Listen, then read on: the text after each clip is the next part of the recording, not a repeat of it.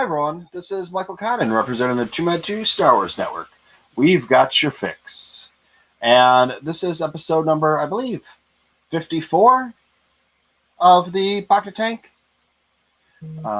Somewhere around there. It doesn't matter. There was 100 before we named it the Bacta tank. So, we're just here again talking with some Star Wars people. And we have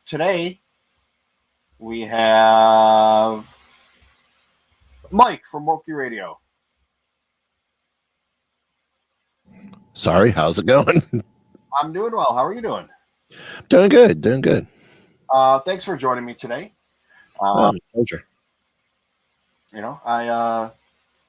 I used to listen to your podcast all the time. Not that I stopped listening to your podcast for any reason. I was in league with kind of Rural Farm Boy. We were 1-for-1 listening. I would listen at work. I taught Rural Farm Boy how to listen, at 1.5 speed and double speed. So that's why he was able to bump up his podcast listening. People can either thank me or hate me for it. Well, either way, that's kind of how it all happened. But then back almost about a year ago, I contracted COVID and was out of work and was doing YouTube all the time. So I wasn't listening as much. And so that cut my listening about in half. And then I started, I picked up another job streaming on an app called Live It. And that's like a second full-time job. But luckily I love it and I can do it from home. But I can highly recommend, unless your format has changed, that you do have an amazing podcast that I used to listen to every week. Oh, thanks. So it's nothing personal against you. I have Patreons I belong to that I pay people for extra content that I haven't listened to in 6 months or 8 months. So I have a Patreon. Okay. And I've been promoting for a while that I'm putting up past issues on 2 other shows that I run. And I just haven't gotten those episodes up on the Patreon. Okay. Well, we'll start off.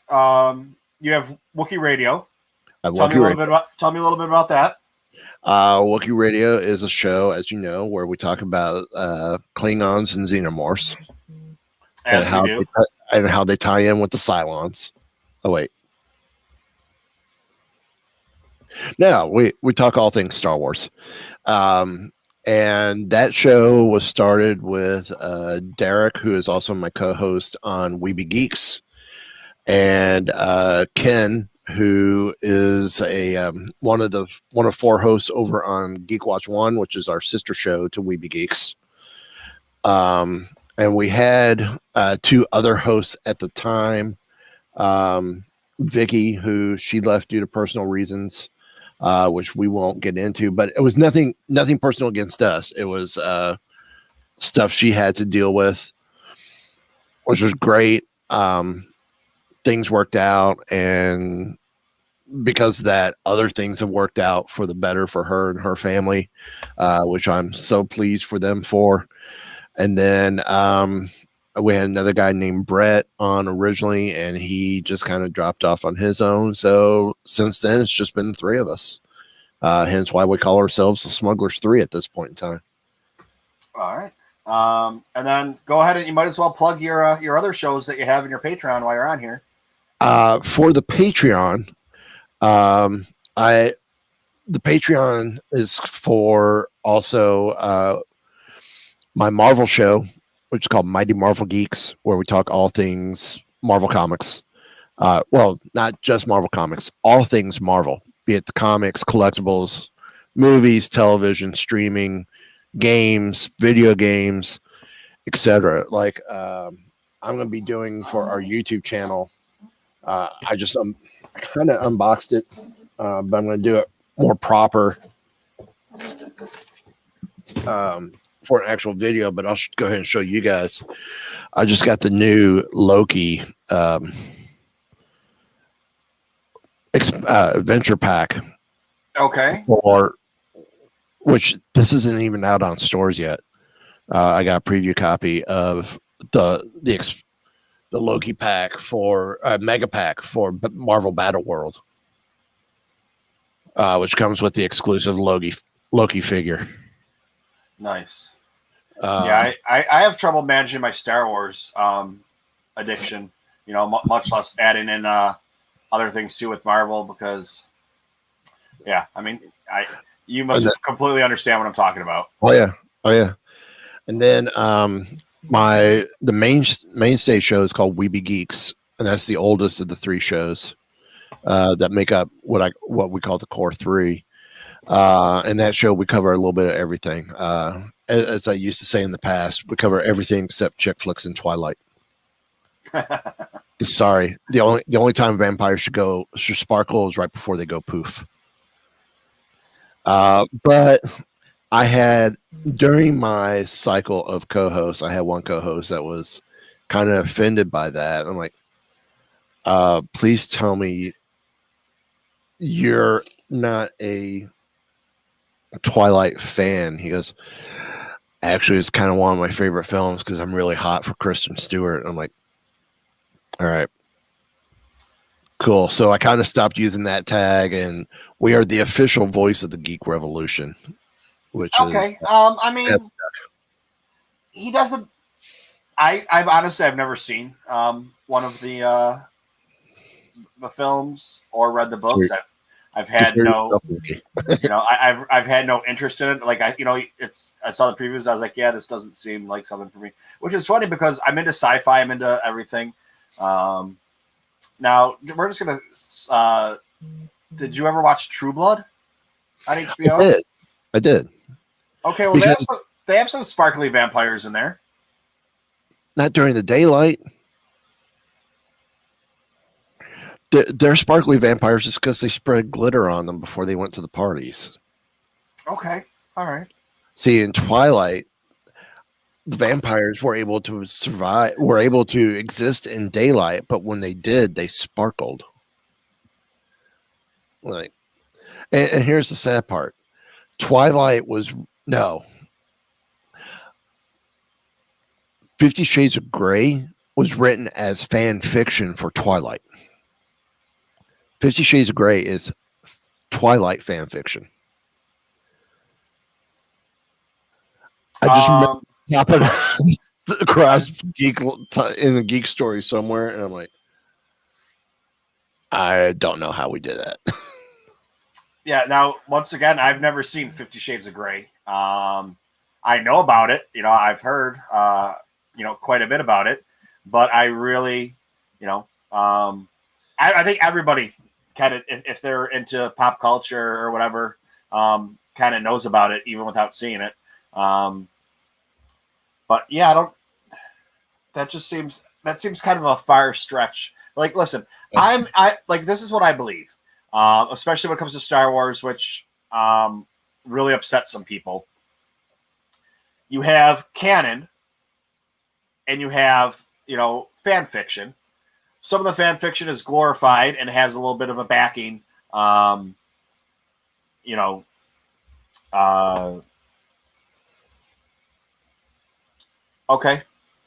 All right. I just saw your message. Yep. So yeah, I'll just be right back. Okay. No worries. If you want to camp, yeah. Wife's requesting something in the other room. Sure. I mean, that's life, right? So be right back. Yep. I completely understand. All right. So we'll, while he returns. All right. Well, while he's gone, let's snoop in his house. Why not? Okay. We got Star Wars. We got R2D2 up there. We got Chewbacca. We have the looks like down over here. Over there we have a poster for the 40th anniversary of Star Wars. An old. All right. That's pretty cool.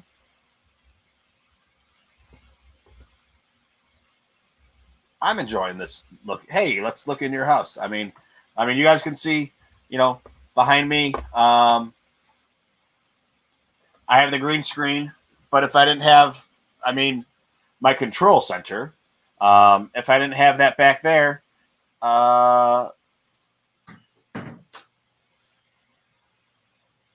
you know, we would you would just see a bunch of boxes, so not even as well put together as that. So yeah, well, I was saying, it's hard for me to even keep my Star Wars collecting together. Like this is just what's on my desk right now. All things that need to be cataloged, all things we need to take care of. So, I told him it's hard for me to even keep my collecting together. And then all of a sudden, and then, depending on what you're watching, behind me is boxes going from the floor to the ceiling of things that need to be put up and put away. I know that feeling. So, well, I just realized too, I wish I was sponsored by them, but I'm not. I pretty much get everything from Entertainment Earth. Entertainment Earth and GameStop are the two places where I get almost everything from. Are you familiar with Entertainment Earth's affiliate program? No. Yeah, go check out their site. They got an affiliate program that you can sign up for. Okay. So if any of your viewers or listeners go to your site and your link in the description of this video, they buy something, you get a bit of a commission. Costs you, the viewer, nothing extra to help him out. Oh, okay. Yeah, I'll look into that. I have the Amazon one, but It's not such a joke. That hasn't done anything. Honestly, I have one person tell me, hope my recent purchase just helped you out. I'm like, cool. He goes, yeah, I spent $2,500 on Amazon getting an Xbox and a PlayStation and a bunch of games and new controllers and a whole new, like, cool. Saw the order through my referral link. I got $3. I'm like, are you kidding me? Yeah, they I should have been jackpot commission. A lot of the things on there when you're doing it for commission, that's anywhere between 3% and 9% or 50 cents. But then sometimes it's like, oh well, this one's 50 cents an order instead of percentage commission. So it's like, well, I don't, whatever. So yeah, somebody orders something for a couple $100, and it's like, oh well, this one's not a percentage commission. This one's 50 cents an order. And it's like, okay, yeah. But yeah, so I pretty much stopped working with Amazon, but I just like, all right, I think they owe me. I think Amazon owes me like $2 or $3, and I have to hit $10 before they pay out. It's like, well, that $2 or $3 is probably going to sit there forever. Maybe next Christmas I can pull in a few dollars to get it through. Right. But yeah, I'll have to look into that because I use Entertainment Earth for pretty much everything. Sometimes it takes a little longer to get things. You don't get them as soon as they're released, but you can always find stuff from them. And like I had something ordered from them that's back ordered. It's been back ordered for a few months. Then all of a sudden, like, they'll just send you a notification, hey, it's being shipped to you. Or when they're out of stock. But what happened with me is I didn't even realize because I used to be I was one of those people that was on Twitter all the time and always involved in the conversations and talking, and like that's pretty much what I was always on Twitter. And just the way things go on in the Twitterverse, it's a big cesspool of negativity sometimes, and had a couple of dust ups on there. And it was just like, it's not even worth it for me to be on there anymore. I go on there for just a couple minutes a day, if that, just to see what's going on and post things. Right. and whatever. I've missed out on a lot of toys, a lot of back series, a lot of Funko Pops, because I'm not in the know of what's going on anymore. The Cara Dune stuff. I was already wanting to get a lot of that, and then when everything happens, like, it has made getting Cara Dune stuff impossible. Well, I have a few things, like, right, when I was going through my mess of things, I got this one. I only do the black series, the 6-inch. I mean, it's kind of hard to tell with it because of It's the Imperial Credit line. Yeah. But what happened with me is, I go on my tangent sometimes. I had to switch bank cards. So Amazon or Entertainment Earth had my old bank card. So the numbers didn't match. The money's in the account, but they kept trying to charge my account, nothing. So I went through like 2 months of not receiving anything. And then I was like, hey, wow. But it took me that long to realize because I just, pre-order stuff and I don't even pay attention when it's coming in. And it's not, I don't expect it to get it on that sell by date or, when if something's available, what's today, if something's available the 17th, I might not get it until April, the middle of April. So I'm not expecting it when those things come in. But then I just kind of like realized, I was like, hey, wait a second. I'm missing a lot. Like, where's all the stuff I'm supposed to have? And I went through and I checked it. It's like, they don't, it's all, they couldn't process it. And I was like, okay, so now we're, we're going to have to go through this entire huge mess and my mess I have back there and try and, put it into somewhat of a viable way to go through it and figure out what I still need and then hope I can find it other places. And then another great thing, the GameStop I used to use, that specific one was liquidated, and I didn't know. I went to go pick up my stuff because they called me on a Tuesday. I said, okay, I'll be in there on Friday. And between there, the store got liquidated. All my stuff got sent back to the warehouse. They don't know what's happened. It's missing. Like, they still have, my deposits and my orders for it. But now it's like, okay, and some of those were exclusives. They're like, okay, well, it could be another 3 or 4 months before you get it. And it's like, okay, they can refund my money and try and reorder it, but some of them you can't get anymore. So basically, they're just holding on to some of my money. But there's a lot worse things that happen. Something like that. That happened with me. See, now I can't.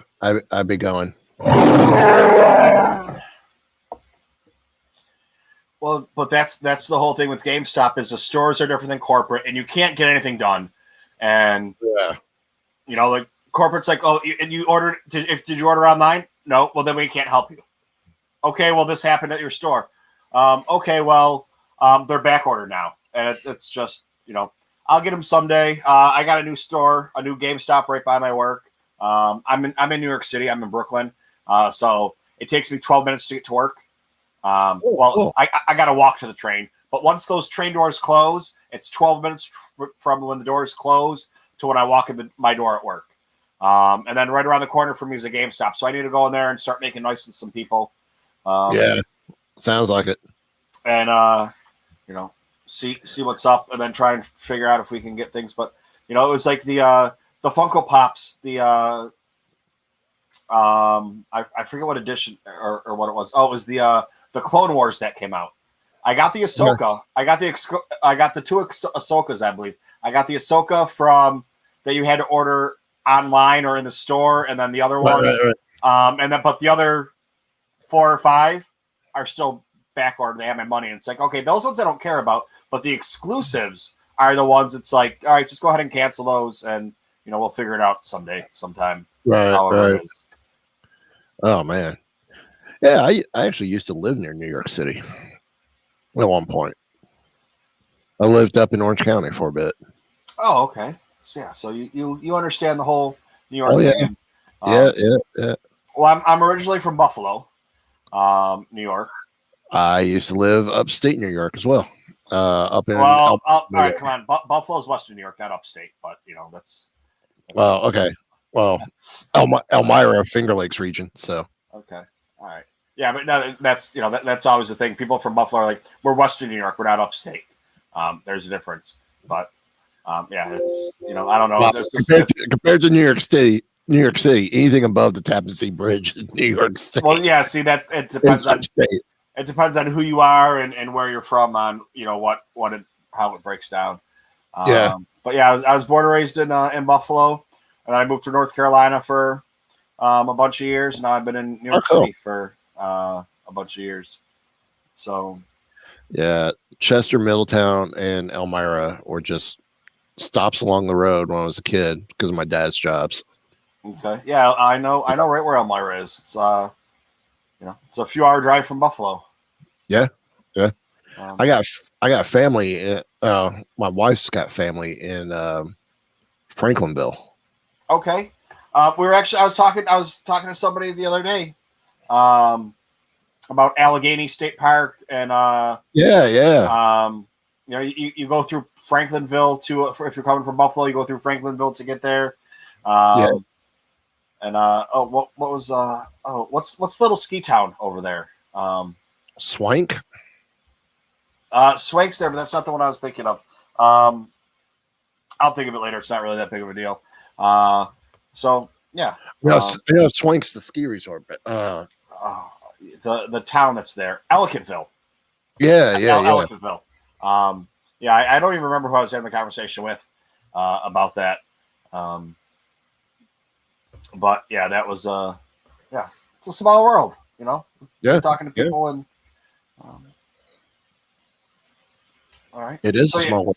Yeah. While you were gone, I said, "Hey, let's spy in his house." So I put your picture up. I was like, "Oh, all right. I like that R2D2. I like the Chewbacca. You have the 40th. You have the Star Wars poster right in back behind. You can't see it right now, but right behind you, front and center."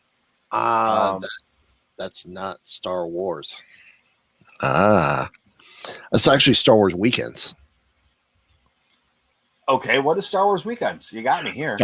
Star Wars Weekends was something that used to be done at Disney Hollywood Studios, which is now,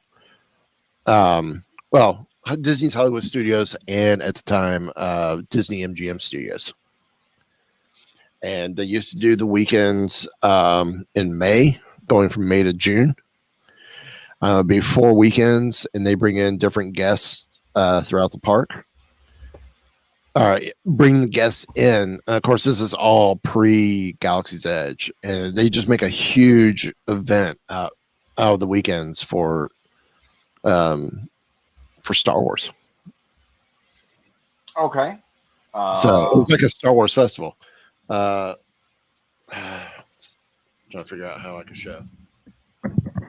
I don't know if you can zoom in. I don't know if I can zoom in. I can't zoom in on it. That's fine. It's it's not. I mean, I can make it a little bit bigger. So if you look, Leia has bows. Okay, yeah, see, I can't. That's actually Minnie Mouse. Oh, all right, yeah. It focuses. The camera focuses on you, and then in the back it's kind of blurry. Yeah. Like I can make out that it's Star Wars, but I can't see the actual Luke and Leia there, or with Darth Vader. I can see the Darth Vader helmet. I know what the poster looks like, the Star Wars poster. So I was like, hey, okay, yeah.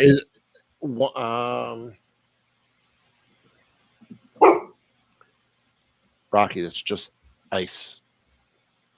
We just got a new pup a couple weeks ago. Oh, what kind of puppy did you get? He's our second. He's a purebred golden retriever. He's a rescue. Oh, nice. Rescuing's always good. And came from a home where he pretty much ran everything, had no discipline. Now he's in a home where he's got to follow rules, but he still noises set him off a little bit, and I'm okay with that. Because that helps alert us that there's possibly something in the house. But I know right now the sound he heard was just ice dropping. Yeah.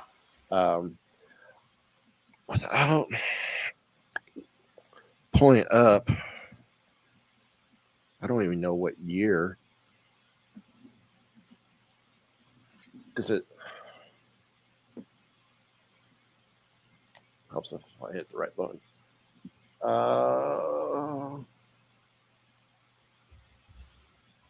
I can't even tell. I know it's early 2000s. I don't remember what that is. Well, just take a picture of it and put it up on Twitter, and we'll be able to catch it that way. Now the R2 is pretty cool because The R2 and the Chewbacca is from a. We have a thing down here called Painting with a Twist, and it's one of these places where it's a paint studio where they do classes. And you get to have some wine or beer or whatever they're serving. Yeah. Okay. And so this particular weekend or this particular day, they did. Okay, Rocky, you guys scoot over some. They did. They did BB-8, R2-D2, and Chewbacca. Hey, it's the gals from Force of Light. Force of Light. They were on the show a few weeks ago, actually for our 200th episode. Congratulations on 200. Yeah, thanks. I remember when you hit 100, and then I stopped listening. I'm just. I stopped listening to everything, but that's,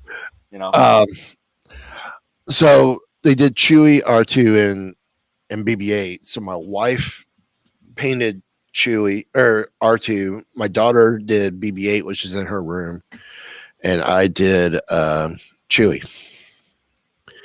And then next to Chewie is a Baby Yoda. That one was painted by my wife. The one my daughter did is in her room. Let's see if I can do this right. Wrong hand. This picture here is an autographed picture of Ben Burt, who is a inspiration for me. I am an audio engineer because of him. Because of him, because of what he did with Star Wars. And I actually got to meet him twice at two different Star Wars celebrations. And when I did, it started off, celebrity fan. And as soon as I told him I was an audio engineer, I was like, nope, Pierce. I was like, this is cool. That was fun.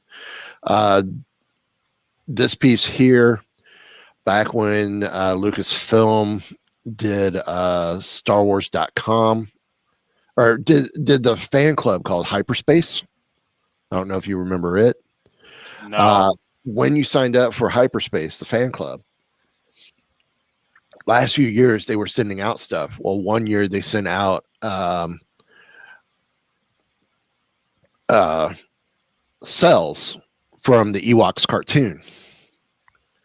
And a lot of people on different Star Wars fan forums were going, "Oh, I got a hand and an eye. Well, I got an eye. Well, I got an eye and part of a smile. Well, I got a piece of an Ewok hood. I got one of the animals that's a pet as a cell. So I actually that's an actual cell from Ewoks. Nice. That's probably one of my prized possessions. And I'll throw those pictures up on. Put those up on. I'll take pictures of all that and put it up on Twitter. Yeah, put those up there. It'll give me a reason to go on Twitter. And the ladies from Force Lights said that it was a fun time coming on your show. Yeah. Okay, I gotta see. Where are you seeing the comments at? Oh, there it is. Never mind. And then I see a Mrs. Ben Solo says, "What's up?" That is. She's she has a bunch of different names depending on what platform she's on. So she doesn't have just one thing, so it's hard to go follow her. But But on the YouTube, she's Mrs. Ben Solo. I forget what it is on Twitter. That's one of those things where in Facebook, I just kind of know what they all are. I think it's her real name on Facebook, but it's just very cool. Now you were saying celebration. Yeah. I've been to 3 of them. Which celebrations have you been to? 5, 6, and 2017. Okay. Chicago was my first one. Okay. Yeah, 5, 6, and 2017 were all here in Orlando. Yeah, Okay. I'm just quick background for me. People that are listening already know this, but I was born in 78. So I was born in February 78. So I joke around, but it could be serious. I was conceived on Star Wars Day. Because if you do the math, and of course I told asked my father, it's like, how the hell would I know that? And I was like, oh, I don't know. It's because he's one of those people. He's a Star Wars fan, but he's not crazy like the rest of us. Right. He's seen all the movies. He's not going to talk to you about it. I've asked him to be on the show. He's like, no. I was like, okay. He's like, because what's it going to be? He wouldn't have any fun doing it. He'd be like, yeah, I saw the movies. I liked them. Like, what else is there to really talk about? Like, he's not one of us. One of us. Sorry. And I grew up with the movies. And I don't like to read, so I didn't do any. I wasn't into the whole all the legends and everything else that came. Oh, we got some of your friends stopping in here. No, that was actually me replying back into the chat. Saying hello. Okay. Well, sorry. Oh, that's fine. I thought that was I thought that was one of your counterparts stopping in. And then the prequels came on, and I saw them in the theater, and I still just had the movies, and always a Star Wars fan, but just never really got into the whole online thing until I just had my 3-year anniversary. The one day I was like, I want to make Star Wars friends, and the next day I had every social media that you could imagine, Star Wars. And kind of just started from there. And I've been really, really lucky. Made some really, really good friends. It's because Weeby Geeks actually launched our website. We hadn't launched show yet, but we launched website just a day or two before Celebration 6. Okay. Oh, so you've been back in 2012, yeah. So yeah, I've been doing Weeby Geeks almost later this year will be 9 years. I was going to say just short of 10 years, but yeah. 9 years. Yeah, and Mighty Marvel Geeks will be 8, and Wookiee Radio will be 6. No, it'll be 5 this year. Wow. Yeah, we'll be 5. Yeah, I started right before Solo. Okay. And, being in New York City, I found out that the Solo premiere was going to be at Good Morning America. And I got tickets, and I got down there, and I was all happy. And there was one other person there that was wearing a Star Wars shirt. Didn't even know there was a Solo movie coming out. And I'm like, where is everybody? And just there was just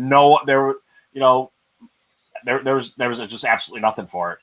But that's where everybody gets into. Well, this was that's why Solo didn't.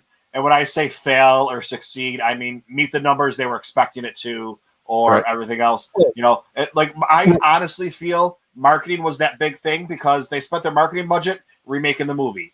I don't think that was the case. And I'm sure you heard us talk about it on a Wookiee Radio if you were listening around that time. Mm-hmm. I don't think marketing money, Disney will help support marketing.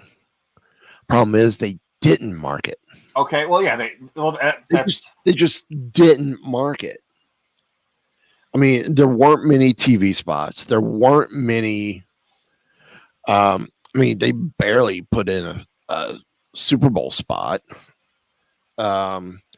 Biggest problem was Ron Howard had asked for an extension, and hey, let's put it out a little later. They were told, no, it's got to go out in May. One, you're putting it now in Blockbuster Central. You put it out after, was it right after Infinity War? Yeah. A week or two after, I believe it was. Infinity War, I think, was February. No. Before, it was Infinity War was summer blockbuster. Something came out right before it though, didn't it? Didn't Marvel have Marvel had something that came out? Yeah, we're talking 2017, right? Yeah, 2017, because 18 was Rise of Skywalker. Or do I have my dates wrong? I think you're off by a year. I think it was 2018. Well, okay. 2018 is when Solo came out. Okay. But if you're talking the summer before, 2018 is when Endgame came out. Okay, maybe that's what it was. Was that a winter release or a? No, Endgame was a May release, early May. Okay. And then you had Deadpool 2 came out. Either Deadpool or Deadpool 2 or something. Okay, and it sounds about right. Yeah, it went up against a couple really big nerd movies, and you had to pick what to go see. And Marvel and Deadpool had big marketing campaigns, so the Star Wars fans like this is all right. So this is another thing. I have a couple of Star Wars friends that I argue about what makes more money. The Star Wars fans or the regular people that just go to see the movies. And I say it's the regular people make the money, the billions of dollars or the big budgets. And they say, no, it's the Star Wars fans. And their thing is, how many people do you know that went to go see the movie 5 times, 20 times, 4 times? I was like, yeah, but how many people, how many times would that fill a theater of the people that do that? When you can have, hundreds of theaters filled with people that just like, oh, let's go see a movie. What do we want to go see? And, so that's what, and there's really no way to back it up with numbers or any way that I know how to back it up with numbers. But that's just, one of those nerd arguments to have. So I found on Rotten Tomatoes, the summer listing of 2018. May 18th was Deadpool 2. So that pretty much kicked it off. Because there really wasn't anything before that. I mean, Bad Samaritan, beginning of May, which was the start of, May begins summer blockbusters. Beginning of May, Bad Samaritan, Overboard, Tully, and RBG, the biographical documentary about Ruth Bader Ginsburg. Great. I'm sure they're all great films, but not blockbusters. Yeah, they're not blockbuster, especially blockbuster nerd films. Right. And of course, Overboard was a remake. Yep. In which the roles are reversed. It might as well have been called Overboard 2. But and then the 11th, you really didn't have much. You had Terminal, you had Life at the Party, you had Breaking In. Again, decent films, but not according to Rotten Tomato. Then the big one to really launch the season was Deadpool 2. The following week, you had Solo, A Star Wars Story, and Mary Shelley. I need to see that one because I love her writing. Oh, I'm trying to think if I saw that I might have seen that on Netflix. I don't remember, but that was getting back to it, it's like the whole marketing thing. Deadpool, huge marketing. Everybody knew it was coming out. 2 weeks before that in February, or whenever it was when it debuted, the trailer debuted. Nobody had a clue it was coming out. There was no one there for, of course, it's a complete nerd thing, but I got to see the trailer 8 seconds before everybody else. I'm happy, and it's like, who am I going to meet there? Maybe there's, it's like, I was talking to security guard. He's like, yeah, there's nobody here for it. He's like, they're not even talking about it. This is nothing. And I'm like, but like I went to go see it in 4D. So I was in one of the theaters where the seats move around and they kick you, and, they splash with water and everything. 4DX, I saw Endgame in 4DX. What an experience! Yeah, certain movies definitely I would recommend. Going to see a Star Wars movie. I think I saw. Did I see? Rise of Skywalker. I don't know. I saw Rise of Skywalker 4 or 5 times in the theater, and then somehow I watched it about 10 times at home. But that's neither here nor there. So June 8th. So really nothing the weekend of June 1st. June 8th, your 2 big films then was Ocean's 8 and Won't You Be My Neighbor, which is the documentary starring Mr. Rogers, starring Fred Rogers, actually, which is an amazing documentary if you haven't seen it. I have. Then there's the Wednesday, the June 13th. There was one film. Okay. The following week, Friday, June 15th, you had Incredibles 2. Good film. The following week after that, you had Jurassic World, Fallen Kingdom. Okay. How's Solo a month in going to compete with these films? You're not. Then July 6th, you had Ant-Man and Wasp. Maybe you were right. Wait, Endgame. When did Endgame come out? You may be right. It was probably an early film. It was probably the spring film or winter film. I thought it was. I thought it was like January, February. Maybe I don't. It came out at a weird time, but it was the only thing up at that time. Actually, I want to say that was Infinity War because Ant-Man and Wasp still shows the results of the blip at the end of the film. So yeah, it would have been Infinity War in early spring. It was early 18 because Endgame came out the next year in 2019. You're in Florida. I'm up north. It's winter until May or June hits. True. You know how it goes in New York. You have winter and pothole season. And road construction season. Other than that, those are your 2 seasons that you have. Yeah.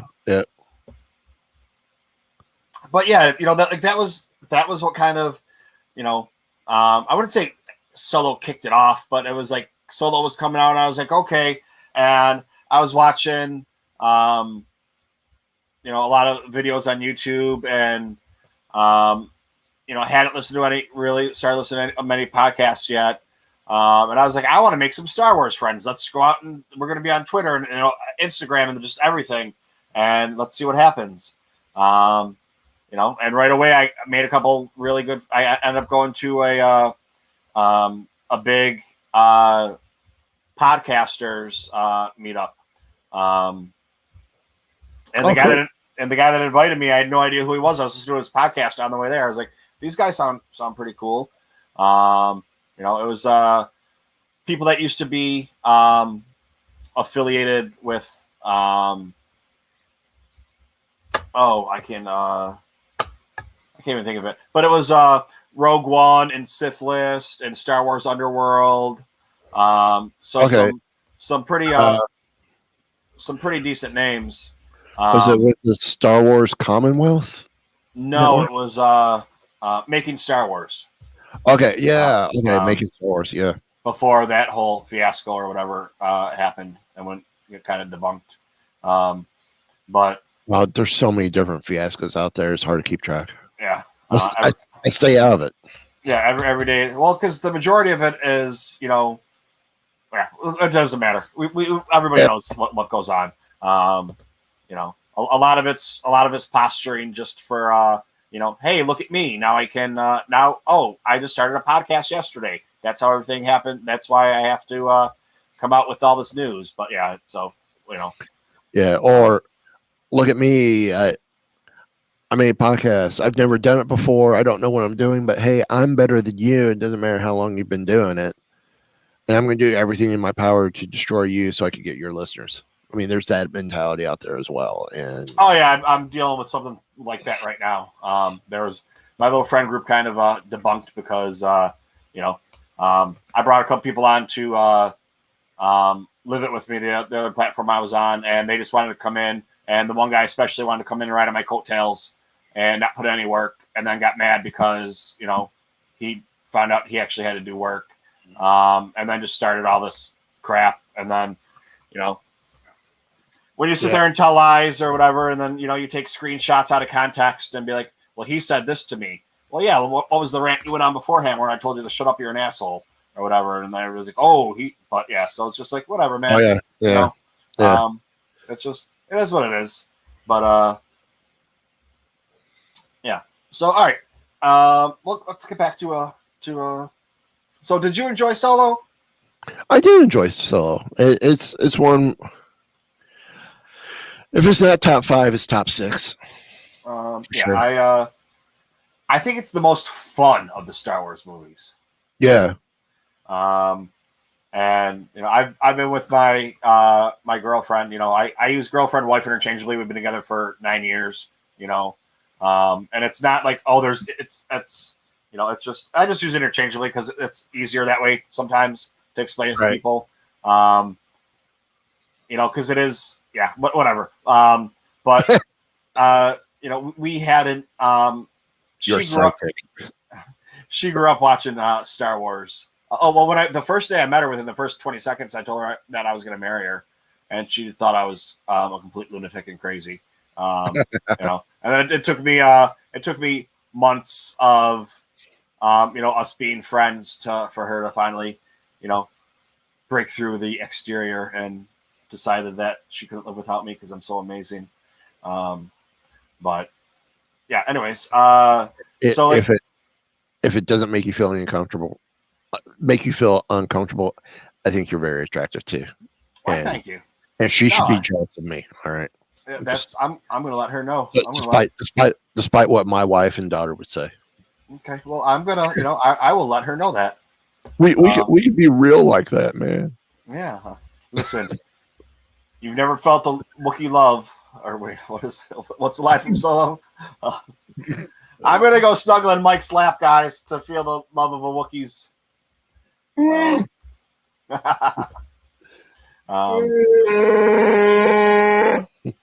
There you go. So, but so I finally convinced her. She watched Star Wars growing up, but it was the original trilogy with her dad and her brothers. Yeah. And it was like, yeah, she likes Star Wars, but she never saw the prequels. She never saw the sequels. And I forget how I finally convinced her to watch a Star Wars movie with me. And this was over the summer. I think it was, we were both out of work because of COVID. I was dinner. It would probably be the other way around, but that's how she would get me to watch Twilight. I'm not feeding you to watch Twilight. I'll sit up here in the corner and starve and wilt away. I need to lose weight anyway. That's me talking. I know I do need to. Because like we talked about before, with me having COVID, and I never got sick, but it destroyed my lungs. I had a cough for a day and a half, and then I couldn't walk up a flight of stairs without it was almost like having an asthma attack.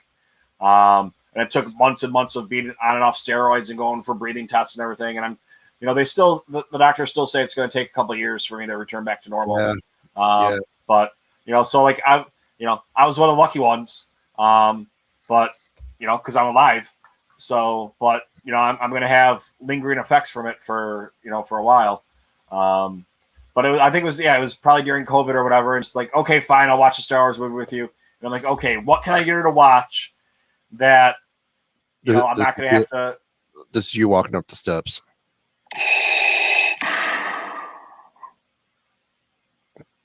I wish it was. I wish I did that well. Like that would have made me happy. But so like I was like, okay, so I had to pick a movie, and it's like, all right, Solo, a little bit of a love story. You don't need to know too much lore. She doesn't have to fill in on everything else that's going on, or whatever, blah blah. If she watched the prequels, then she's already got some of the backstory. Although she hadn't watched the prequels. I mean, not the prequels. If she watched the original trilogy, so she already knows some of the backstory. So for her, this is just watching what he talks about, his hearsay. You actually get to see it play out. Yeah. But it was like while we were watching, I'd be like, okay, so this is what people said about this, and she'd be like, what's wrong with people? And, this is this and that. I'm like, because some people, they just love to hate Star Wars. It doesn't matter what it is, and what was wrong with people is people hated Last Jedi so much that it didn't matter what came out next, when it, and as long as it came out, yeah, it didn't matter. Yeah, it didn't matter what came out next in that May slot. And even if they moved it to June or July, those slots as well, the vocal minority was going to hate on it and hate on it hard and sink the film. And unfortunately, this is one of those films where it's not vital to the trilogy. It could be sunk. Yep. You could have done a Boba Fett movie in that spot, and it would have had the same results. I don't know if I'd go that far, but yeah, I understand what you're saying. It was the perfect storm. You had a group that hated it, and it's 4 people, and I know I'm just using it. There's 4 people sitting in a room with 50 bot accounts each. Well, now it looks like there's some people, and when that keeps going on and on and on and on, I mean, don't get me wrong, that group of people, there's so few of them that they're insignificant, but they're so loud that they get noticed. Exactly. When it comes down to everything, it's like the whole boycott and everything. It's just like, no, the boycott's not going to work. Well, that's just, to get back, here's a tangent to go on. The Gina Carano thing, no matter what your viewpoint is on it, people were using the Disney Plus numbers at the time when she wasn't fired. Her contract was not renewed. There's a big difference. I mean, small difference, but still a big difference, on the whole situation. And people say, look at the number drop off. And it's like, it didn't drop off overnight. It was slowly going down. Yeah, it's down 80% from when it came out. It's been out for 2 months. This whole thing happened 2 months after. It's like, there's no correlation. Like, yes, it happened at the same time, but they're not related. And the numbers went back up again with WandaVision. Yes. So it's ebb and flow of streaming services. I mean, Netflix had an increase when Cobra Kai came out, and then it's going to ebb down. HBO Max had an increase when Wonder Woman 1984 came out. Then it's going to die down. Then it's going to come right back up when Godzilla vs. Kong comes out. And then it'll come down. It's the ebb and flow of what's going on right now on the streaming service. I mean, that's where it gets into, you can take, like, this is where, like I was saying earlier about Star Wars, you can take Star Wars canon, and you can't really argue about Star Wars canon. Star Wars canon, it's the law, it's history. Right. You can then talk about how we interpret what happened and why we think it happened this way. Right. Like that's what, debates or, when I say arguments, I don't mean like people actually fighting, because those people are actually fighting over things like that. You're never going to win or change their mind. That's only going to happen over time. But, you can, have, like, when I say argue, I don't mean it's like if you and I, disagree on something that happens, like, well, it still happened. You can't say, not my Star Wars. Well, because it is Star Wars, like, exactly, whatever. But you can say, I don't like it. You can say, hey, maybe I wish this would have happened, and it just gets into like, okay, let's discuss why we think this happened. Let's discuss why we think, this is the way it is now, or this is the way it happened. And a lot of it's just because that's the way he wanted to do it, but we try and give a background to it, from the lore, which makes it fun for us to do. But that's where it's like, so you can take the facts and plug the facts in however you want to, because you say that you think this happened in Star Wars because of this, and I say this happened in Star Wars because of this. And now we're using our Star Wars knowledge to be like, well, because of this and this backs up my theory. Because of this and this, it backs up your theory. And, you can kind of do that with, because Gina Carano was fired, Disney Plus is failing. Look at how the views it had from when she was working for them and versus whatever. It's like, okay, you know what? You're right. The numbers are down. If you look at the date she was fired, even though she was just contract resigned, but just to make the verbiage easy, since she was fired versus when she was working for them. But they don't relate to each other. So, like, it's just, people will pick whatever they want to. And I'm just using that as an example. People use whatever things are out there to try and prove their agenda or try and prove what they believe. When it just doesn't make any sense if you look at it from a logical aspect.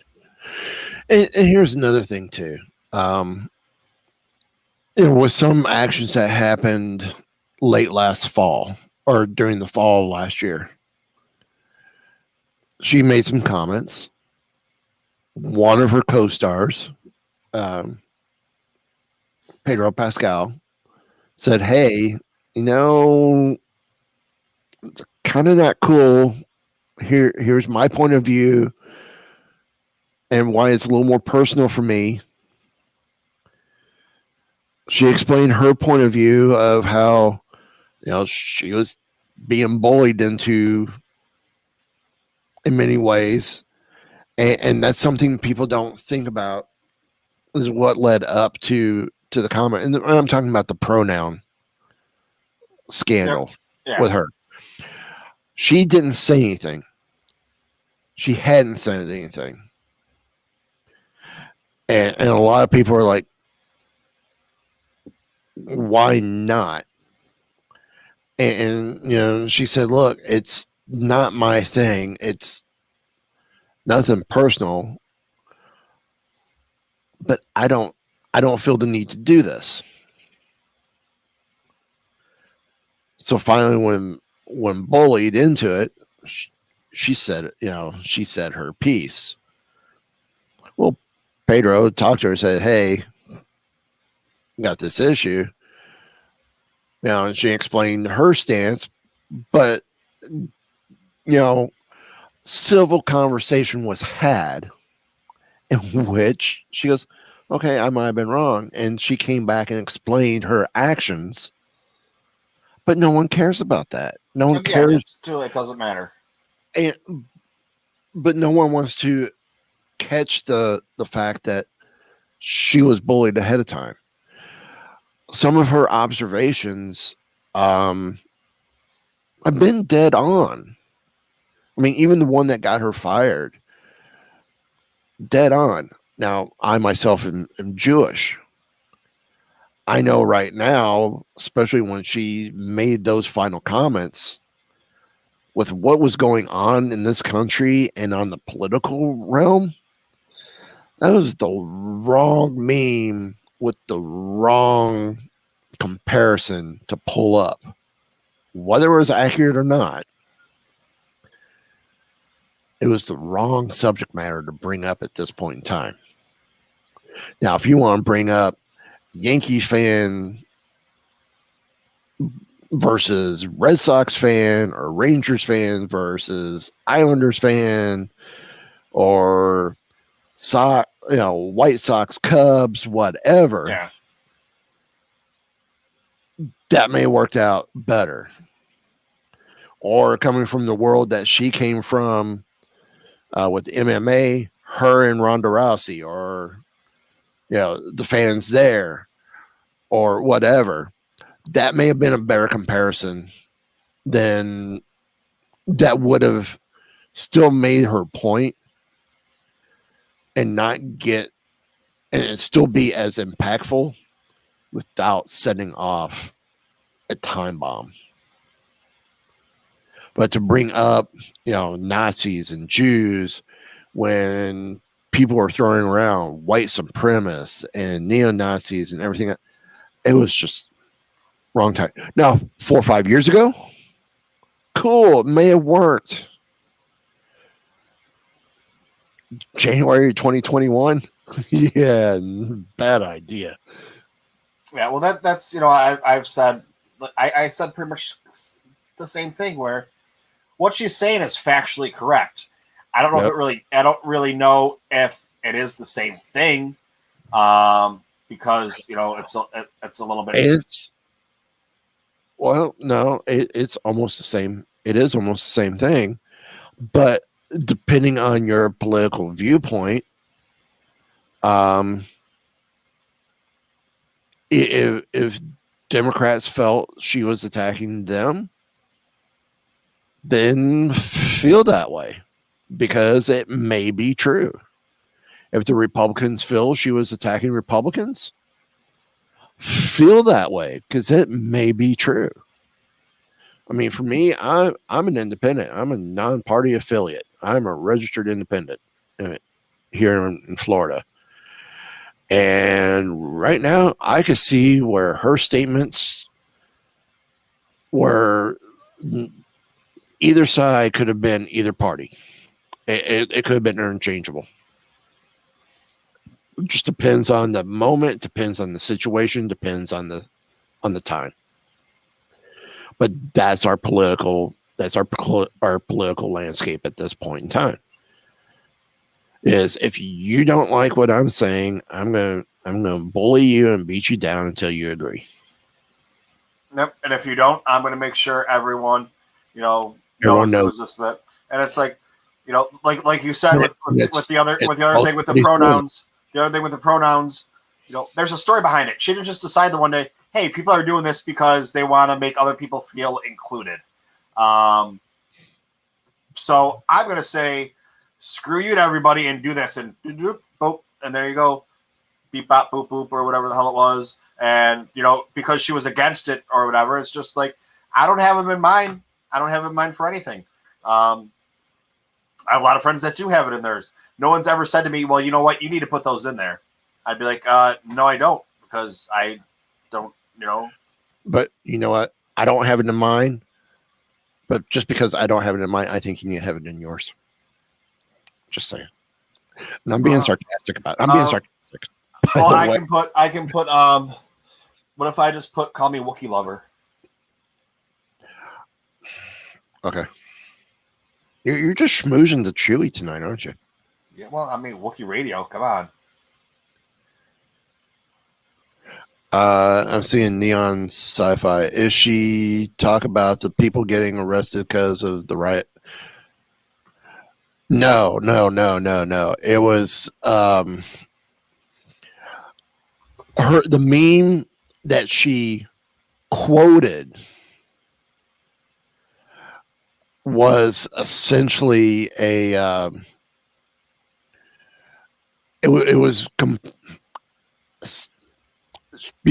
because she's a Republican. She's not. I don't think she's a true conservative, but she is a Republican. It was meant to be an attack on. It came across as if it was an attack on the Democrats and the way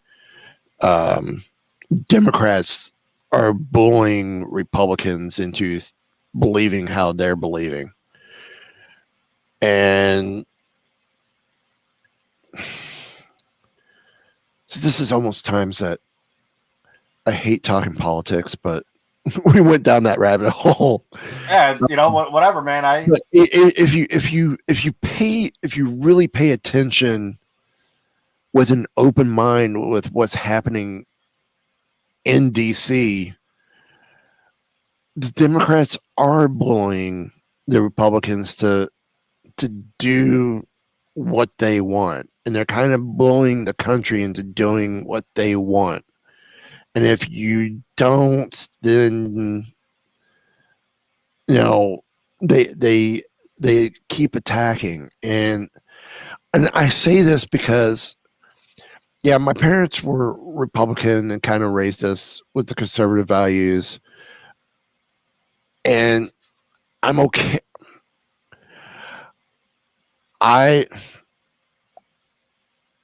been able to have my own mind, and my parents have never pressured me with it, and they're okay with how we felt. Whereas my brother all of a sudden just went the complete opposite, and he is so narrow-minded, so narrow-visioned And if he's watching this, then I don't give a shit. Sorry about language. Oh no, I'm usually dropping F-bombs all over the place by the time it gets. I mean, I don't care how he feels. I have told him many times he is so self-centered. He totally ignores it, and he claims he doesn't see it and doesn't believe it, which is what happens. And it's like, you know, he's the same way. If you don't feel the way he does about things, then there's some things like with his one job. Yes, everyone should be masked at his work. They weren't masking at the job, even though it was state law out there in Colorado, or mandated in Colorado, one of the few states where it was a government mandate, and not just a recommendation. They weren't doing it, so it's like, okay. I said, you got to be willing to compromise. You need to bring a compromise to the table to them that's going to appease you, or at least make you happy enough. He didn't want to do it. It was either his way or no way. And it's like, sorry then. If you don't want to listen to how I could potentially help make your life a little easier and make you a little happier, then yeah, you're on your own. And you just keep doing what you're doing. So, but yeah, enough of that. Let's move on to other stuff. Yeah. So Star Wars. Star Wars. Got it. Okay. We just asked this on the last episode. Favorite droid?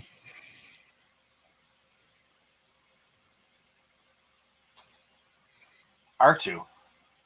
Okay. It's funny because you see it. I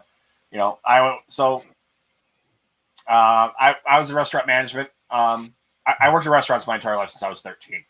I was washing dishes in a Greek diner when I was 13 years old. Still in 7th or 8th grade. I'd leave school and I'd go work 3 to 11. My parents would let me. They're like, okay, well you're doing your grades and everything, and I'd get my homework done. And it was towards the end of the year in like 7th grade, and and it's just like, and then the next time it was paper route, and then working at a hot dog place, and just ended up, I always wanted to either be a nurse or own a restaurant. And I've had a lot of management positions and running a lot of restaurants, whether it be in Buffalo or North Carolina or New York City. I just had enough of it. I was like, I don't want to do this anymore. I decided to go back to school for nursing. And that's when I was going to school. And that's where I got the TooMedToo's. So here's a deep dive, because I have to go and find the biggest freaking deep dive that no one knows who TooMedToo's is as a droid. He's the only named medical droid, 21B medical droid, in Star Wars. He's got, in a comic book, he's got a couple pages because he saves C-3PO. There's a book that tells the same story that he's in. And I'm like, all right, great. And it's like, not, it's like people that are huge Star Wars nerds, like no one even knows who it is because it's like 2 sentences out of whatever. Yeah.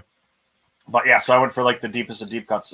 But it's like, you'd think it'd be like, oh no, I picked it 'cause it's a medical droid and I was, going to nursing school. That's where the name comes from.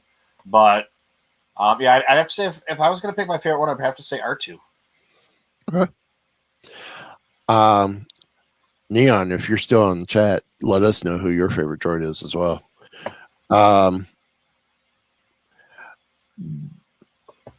I want to say this past week I said R5P8, Hondo's droid, Hondo's astromech. It is my latest. I love astromechs in general. K2SO, very cool. Yeah, that works. That works.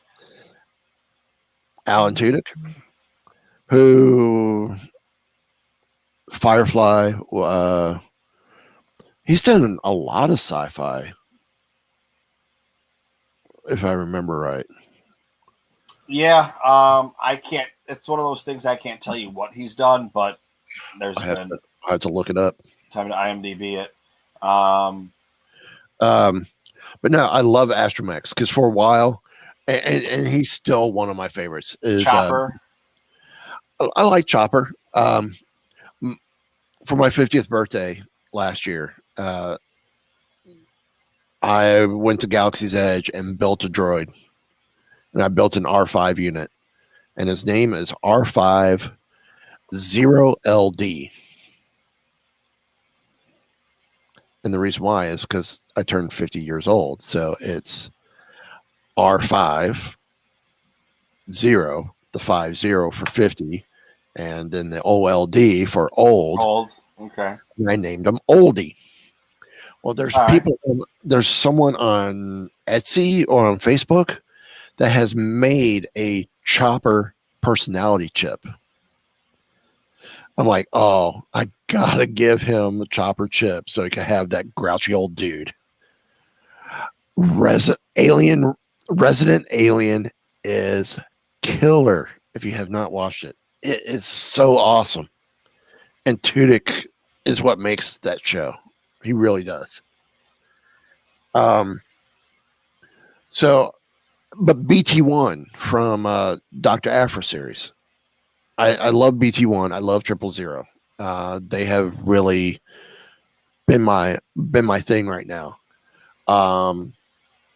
But astromechs in general, I love astromechs. I love droids in general. The more protocol or human or non-astromech version, I still gotta go to 000 from Aphra. I think he's still my favorite there. Yeah. But I kind of like that whole 000. And then for Rebels, you have AP5, and then you got C3PO. So, the original trilogy was R2 and C3PO. Essentially, they were the prequels as well. In the comics, you've got the new creation team with BT1 and Trips. Rebels, you have AP5 and Chopper. You really don't get anything with Resistance. You got Bucket, you got CB, you got BB-8, but there really wasn't much droid action there. Bucket's such a cool character. Here's an astromech that's pretty much stripped down to the frame and the processing center, and doesn't see a lot of action in the show. But you don't see a companion droid for BB-8 truly until almost the end with Dio. And it's almost like the wrong direction for a companion droid. I mean, because you look at other parts of the films, the franchise, you see an astromech companioned with a protocol or a humanoidistic droid. Mm-hmm. You don't see that with the Ball series droids at all. It's just the Ball series droid. It's just that they don't. It's not the. I always call it the Ernie and Bert counterpart. That they have. What it was based off of. I don't know what George based off of. Probably Laurel and Hardy. Could be. That would make sense. Surprised. Now, sorry for turning the tables on you. What's your take on the? Since we talked about canon earlier, what's your take on the expanded universe? I never really got in that. Oh, that's what I was saying. It's I like this really upsets people. Like, and I preface it with, like what you like. It doesn't really matter. But it's not canon. It's basically like glorified fan fiction, which really, really upsets people. But it was just, there's no continuity to it. You read one, you read one book and another one. There's nothing holding it together. It was just a bunch of different people writing Star Wars stories, and they didn't even know Star Wars. Or don't get me wrong, some of them did. You got Thrawn, some other really great things to come out of there. But people were just writing Star Wars stories and be like, yeah, I know a little bit of this or a little bit of that. And it's like, once again, I'm like what you like. That's fine. Yeah. But when you're having a discussion or a conversation about Star Wars, you can bring those things in, but they're not facts until who's ever writing Star Wars at the time or making the Star Wars at the time, who owns the IP, decides we're going to take this, which is great because, well, what do? Did Chewie get crushed by a moon? Did Luke Skywalker marry his spaceship? Like what happened? And I know those are the extremes that people use. But right. It's like, if you're going to make it all canon, then there's, it's like, it's 10% trash and 10% amazing. And the rest of it's just kind of like, oh, they might be fun stories to read. Then you got to figure out the canon timeline. Yeah. Because Chewie gets crushed by a moon, dies, but somehow survives long enough to appear in a timeline after all that. Yeah. So it doesn't really make sense. Lucas himself said it's not canon.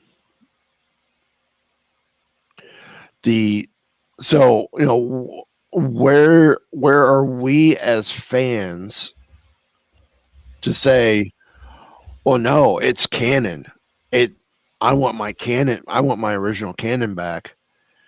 If the maker is saying it's not canon.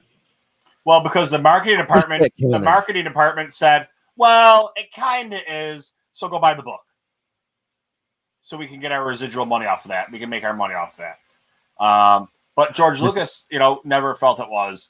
And, that's where you get into Star Wars is Star Wars. We have 9 saga movies. We have, Rogue One. We have Solo. We have these other cartoons that are out there. You got the Mandalorian. You got the Mandalorian. But people that it just gets into the whole, that's not my Star Wars, that's not my Luke Skywalker. Well, just because you thought you had an idea in your head what was going to happen or whatever, doesn't make it not Star Wars anymore. Whether you like the biggest, I think diverse one or diversity in the movie is The Last Jedi. I personally think it's one of the best, if not the best Star Wars movie. Because this is where we disagree. Okay. Which is cool. Which is perfectly cool. But we could on the next show we can sit here and have a discussion about it. About and I'm not going to fight you and hate you because you have this opinion. We're just going, okay, that's your point of view. Okay, great. This is what I think, and this is why. That's exactly it. It's point of view. It's opinion. It's not me saying, "Oh, I'm right, you're wrong." Exactly. Because out of the prequels, my favorite out of the prequels is Attack of the Clones. And everyone's like, oh, God, that's like the worst film out of the prequels. I love the prequels. I never had an issue with the prequels. And I wasn't, I was 20 when the prequels came out. They're saying Attack of the Clones is the first of the 3 of the prequels. Yeah. It's my favorite. And I say it's my favorite because to me, Revenge of the Sith had too much love story in it. And they're going, but you like Attack of the Clones. That was nothing but love story. I'm like, yeah, but it was woven in to where it didn't feel like it was complete love story because it actually helped carry the storyline through to me to get to, oh, he's a Jedi now. She's falling for him because, you know, he's a Jedi. So whatever puppy love she may have teased him with in the beginning is now becoming, well, no, it's okay, cool. You're older. It's not as much of a guilty pleasure anymore. It could be more of an adult thing. But the playfulness of their relationship seemed more natural for Attack of the Clones, whereas, oh, she's pregnant and we gotta, he's having the nightmares consistently. We need to play on that side of this love story a lot in the film. I don't think that was needed, I guess, if that makes sense. Well, that's where, so when I was talking about getting my girlfriend to watch Star Wars with me, we watched Solo a number of, months back or whatever, over the summer. Well, for my birthday, I got her to watch, she's like, fine, I'll watch one Star Wars movie with you. And I was like, well, and I'm trying to think, all right, where do we start now? And I was like, you know what, we're just going to start with episode 1. We'll watch episode 1. And she's asking me questions. I was like, you know how I'm going to answer these questions? Episode 2. Here we go. And we started watching episode 2. And we got about halfway through it, and we had to stop it. Then we started watching it again. And she's getting those, the creepy vibes then, because the Anakin Padme age difference, and it's, babysitter, and just kind of how, it is some kind of cringy. Just some of the verbiage in there, and the lines are kind of cringy. But my whole thing is with imagine when you were, trying to get some action or in love with a girl, and you had no experience whatsoever. Right. The kind of shit I used to say when I was that age. And you really felt that you were in love with the person, and like it was really, this was it, and it was never gonna be, and it's like that's how he feels. Even though he's 20 years old when it happens, it's because he's never been in a relationship or anything like that before. And even if he was, and was, knocking boots with somebody, he never really cared for him. It was always Padme. It was always the one that got away. Sure. And then it finally comes around. So I mean, it makes complete sense that the way he's talking, he's got no game. He's trying to spit game. He's got nothing. And but realistically, there's what, 6-7 years difference in their ages. Yeah, but character-wise, yes, but which wouldn't be a big deal if they met when he was 20 and she was 26 or whatever. But the fact that he was 6 and she was 12 or 9 and 14 or whatever it is exactly. I want to say she was like 16 or 17, and he was like close to 9 or 10. Yeah, something like that. But I'm trying to think. I'm trying to go back to when that was at the end of her being queen. Right. Which is what they met. Yeah. And I think so. I think maybe she was 16, because I think she became queen when she was 12. Somewhere around there, roughly, give or take a little bit. So I think that's kind of where it's at. But yeah, so it's like, basically falling in love with your babysitter, and rekindling it, once you're both of age. I was about to say it worked for Woody Allen, but that was his stepdaughter. Yeah. And I don't know if it really worked for him. I don't know. They're still happy. You can't knock that. They're still happy. Ronnie J, how are you doing, buddy? Good to see you. Thanks for stopping by. So yeah, it's just, it's like, that's where she was just kind of like creeped out by that, and the whole, like the age difference got her there. She's like, no, it should have been Obi-Wan and Padme together, and it's like, I mean, so write a fan. I'm sure there's tons of fan fiction out there with Padme and Obi-Wan. But see, that gets corrected in the Clone Wars cartoons. Yeah, we find out it was Obi-Wan and Satine. Yeah. So you don't have to deal with that, but that's where it gets into, then you get into the Revenge of the Sith, where it's like, you have these people that are paranoid and think that there's people out to get them everywhere they go. And no matter where nothing's ever their fault. Nothing's ever their fault. People are out to get them. This person, that person, one of your good friends is stabbing you in the back when it's really you that's destroying yourself. But you're too blind to see it. And then you go around, telling everybody, no, he's out to get me. He's out to get me. They're out to get me. And if we didn't know the whole story and know the truth, we would think that maybe he's right. Maybe he was driven that way. No, he's just paranoid and crazy because of jealousy and, wanting this and wanting that and, wanting to be famous and, be the strongest one and be the most well-known one. And, why are you holding me back? And, it's like, dude, you're doing it to yourself. Like, people are trying to help you. Even at the end, before you self-destruct, people are trying to help you, Yep. Anakin, this is a path I can't follow you down, or whatever the exact line is. Oh, yeah. Very much so.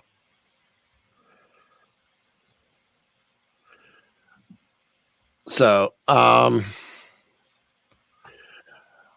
trying to think where to go next. My personal favorite. This is a 2-part question. Favorite, 3-part. Favorite land vehicle, favorite starfighter, and favorite overall ship.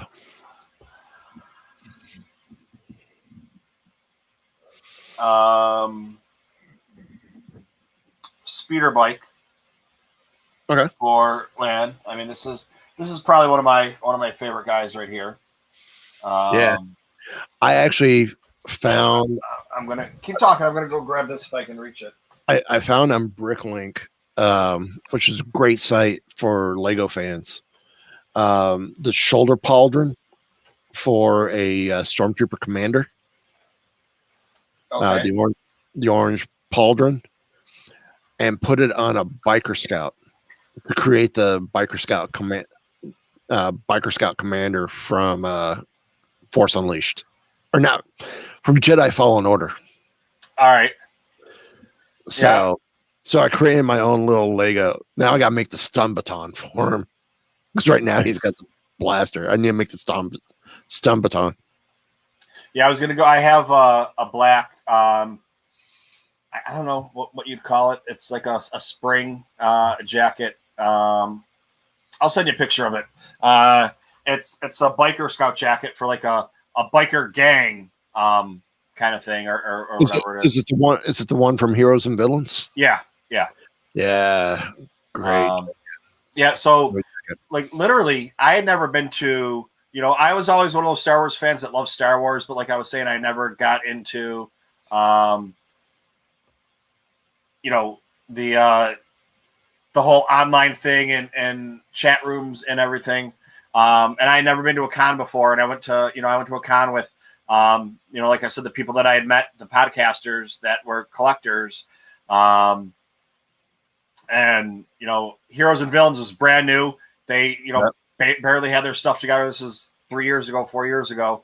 And I'm not saying when I say barely had their stuff together, I mean, like they were a fresh startup. Like that's what I mean by that. Not, saying anything bad against them. And I was like, I want this, and I want this, and I want this, and I want this, and I want this. Thank you very much. This is great. I got a backpack from there. I got a bunch of shirts. But I don't even remember where I was going on that tangent with. But I was reading Ronnie's question. I got a question. Attack of the Clones. Yoda said that a Jedi could have erased those files. Here's a question: who erased the files of Kamino, Dooku or Palpatine? Dooku. Yeah, Dooku. And you kind of get that reference that's what he did. And Dooku, that he would have been the one to do it in Dooku Jedi Lost. Great audiobook by Kevin Scott, who I just interviewed last week or the week before. Yeah, last week or 2 weeks ago. Just interviewed Kevin Scott 2 weeks ago. Nice. So it's his book, and that book really really gave me much greater appreciation of Dooku. Loved Dooku now because of that book. And the funny thing was, from the interview, he said he was not a big fan of Dooku until he wrote that book as well. It was a really good book. It's the doo-doo part turned a lot of people off. Hey, call him his name. Like that's what. Yeah. That's what a lot of people had their issues with. See that didn't. Like, but if that's never, I mean, if somebody's nickname, if that's what, I don't like the book because of that nickname. If something like I don't know, I don't like that. Once again, and I have good friends that are usually open-minded that were like I couldn't even listen to the book because of hearing them call them do all the time and or whatever. And it was just like, see that never bothered me, and it doesn't bother me so much that it was like I recommend that book to everyone. I want to get the hardback, which is the script to the drama. That since that book is done dramatized, I want the Dooku Black Series figure. I want the Ventress Black Series figure because of that. Now I almost wish they would make a Cypher Diaz figure based on that book. And see him in that crazy stage. Because, I'm going to spoil it because, well, it's been a few years. Cypher Diaz went nuts. He absolutely went berserk. Total mental breakdown. And it was Dooku that led to the creation. It was Dooku disguised as Cypher Diaz that led to the creation of the clone army. Because Dooku did it in Cypher Diaz's name. Yep. And Dooku killed Cypher Diaz. He made it look like it was an accident or the his ship crashed, but it was it was Dooku's fault. I don't remember exactly. It was almost the impression I got. It was almost a mercy killing, just to put Cypher Diaz at ease. Finally, I mean, is it a mercy killing when you assume the person's identity to, then try and control the whole world? It was just an easy way of, because at that point in time, Dooku had just left the Order and was heading down the path of the dark side. So what's the easiest way to throw people off track? You use the name of your former best friend who's now dead to go create a clone army. Yeah, see, whether it's going to be used against you or you were going to initially use it against the Republic. Yeah, I saw it more as opportunistic, but I'll have to go back for another re-listen on that, another reread. I mean, like I said, who's to say it wasn't Dooku trying to create an army for himself to take out both the Republic and the Trade Federation? This is true. Well, you know who can, what Palpatine wanted to do anyway. So you know who can answer that question? Gavin Scott. Yeah, there goes. Now we need interview number 2 with him, or maybe I can get him in here for an interview sometime. Or Twitter question. Throw a question to him on Twitter. Yeah, he answers. He's very active. Yeah, and that's the other thing too. I just once again spiraling off. I was never really into collecting the comics and things like that. But I started picking up the George Mann comic series that he was doing, the Kevin Scott series that came out. I got once again, I've just been so busy. I got behind. I got to go through and catalog and try and get it. Like the Kevin Scott one, I got the first issue. I got all 4 variant covers, and the second and third. I think I stopped at like the 3rd or 4th one, and I just didn't have them pre-ordered and whatever. The same with the George Mann one. George Mann, I interviewed him a while back, and that was a really fun interview. Very cool. Because he's one of those people that it's really a lot of fun to interview authors when they're not in the height of that book that came out or, whatever, because then they have time to spend with you. Like, I would love to interview Claudia Gray, but the majority of her interviews are right after her book comes out for Star Wars, and they're 10, 15-minute interviews, quick, press junket. It's when you get, a couple months later and then somebody gets her and then they have that half-hour, 45-minute interview. Those are the ones that are really a lot of fun because it's just kind of like sitting around talking. We are scheduled to have Claudia Gray on Wookiee Radio April 7th. So look for that around the 10th or 11th, or around the 11th or 12th. Definitely by the 13th. We were told by her assistant when we booked it would only be a half-hour interview. We only get a half hour. Well, after editing, that could be anywhere between 15 and 20 minutes. Yeah. I'm hoping we're far enough removed from the release of High Republic because I want to talk to her about some of her other books as well, not just High Republic, that we could get more time with her. I was lucky. Kevin Scott, I got almost a full hour with him, and it was wonderful. Loved the interview. And I really, I don't think I've had a truly a bad, well, no, I can't say that. I've had one bad interview that never made it to air because it never got recorded because it just didn't make it that far. But it's, anything that's ever been put out, I don't think I've ever had a bad interview that I've ever released across any of the shows. Well, this is, it's an interview show, but it's not an interview because I talk way too much. Like I said, but no, sometimes I go on my tangents and just, going off. Right. And it depends on who it is on the other side of the world with me talking. You know what it's like when you get in your little Star Wars thing and start going. But sometimes when you get, authors or people that, that aren't doing podcasts and don't really know, especially when they have a partner where it's like the partner goes on a tangent, they just kind of sit there and listen to them like, yep, okay. But I had somebody that did the show and afterwards I was like, wow, man, that was, I'm thinking to myself, I was like, I thought that was going to be a lot better. And as soon as it got done, he hit me up and he said, hey, I want to come back on. Well, that's very cool. He's like, I got a newborn kid. I haven't slept in 3 days. I've been finishing up a bunch of projects at work, whatever, blah, blah, blah. And, I had him on again, recently.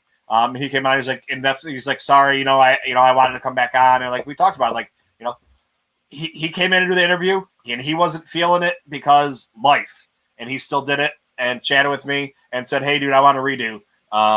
Cause it wasn't up to snuff. But yeah, that's really cool. I want to try and get back into, what,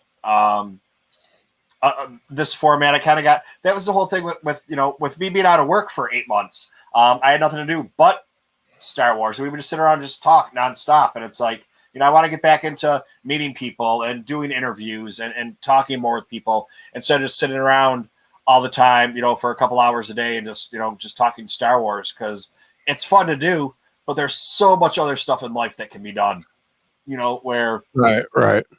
And like, you're doing your, you got your Star Wars, you got Marvel, you have, other nerd stuff, and it's, and I didn't even mention I have a show with my daughter as well. So, yeah. So doing a show with her has been pretty awesome too. And, I think I knew that. And we've had some good interviews there as well, and it's been a blast. We got a question from Neon. Question: does clone age twice as fast through their whole life, or does it stop at a particular age? As far as we know, we haven't been told that it stops. This is where the debate comes in. If they pull the chip out, does the chip have anything to do with their aging, or is it that they were genetically, when they were cloned and the genetics were changed in them to make them more docile, and everything that goes into it, that they're always going to be that. Like that's something we don't have an answer to. I want to say, I thought the impression we got was they age faster in their youth until they hit adulthood. Which, what age is adulthood? I mean, is it 21, 25? Don't know. But as soon as they hit that full cadet status, like we see with Echo and Fives and that group, I think it may slow down some, but it's still a rapid aging, because, I mean, we're talking Clone Wars is 21 years before. Well, there's a 20-year gap between the end of Clone Wars and A New Hope. And look at how Rex looks in Rebels. Yep. That's a lot more. That's a lot more than 20 years growth there. Yes, it definitely is. And then supposedly that's him at the, and that's Rex supposedly at the end of Return of the Jedi now. I mean, it's not, but I mean, then again, what? Who knows? Maybe. Supposedly Filoni had said that it is that, but I mean, Filoni says it is, but it's a different name. But did George Lucas, when he made it, have the intentions of it being him, or did they just kind of say, "Hey, it's him now"?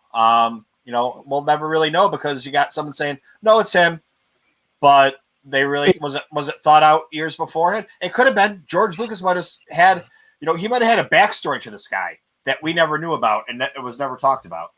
I could have sworn there was a different name given to that character, and this has happened before. And George has changed names on characters before. Look at Forlam and Zuckuss. Yeah, they originally had their names and they were switched. I forget the story. They were switched because he looks more like this than that. Okay, well, no one's going to care because they're just toys. No one's going to pay attention to it. Well, guess what? We're crazy. So we do know. But it's one of those. Oh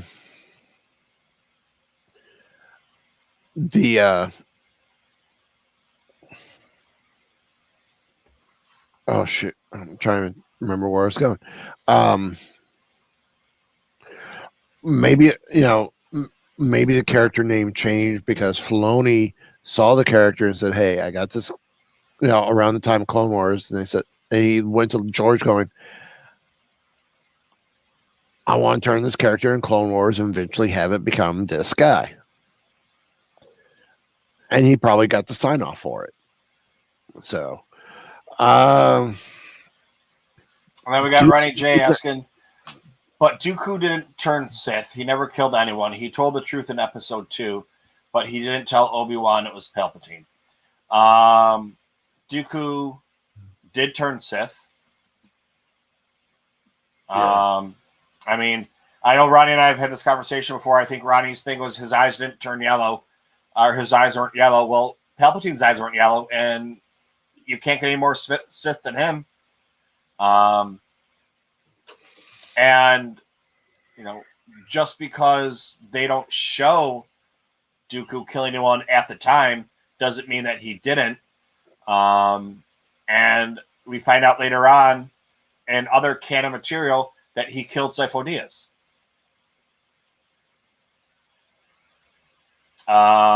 And Sith will lie and manipulate the truth. Right. All the time, why they're claiming they're the honest ones. Oh, I'm the dark side, but I'm honest. I'm the dark side, but I'm honest. Why the entire time they're just lying to you about everything, or misleading you, or telling you half truths. Well, okay. According to Wikipedia, when Dooku left the Jedi Order,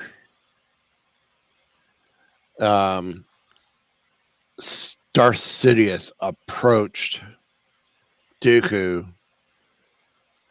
and asked him to become a potential leader of the separatist movement. But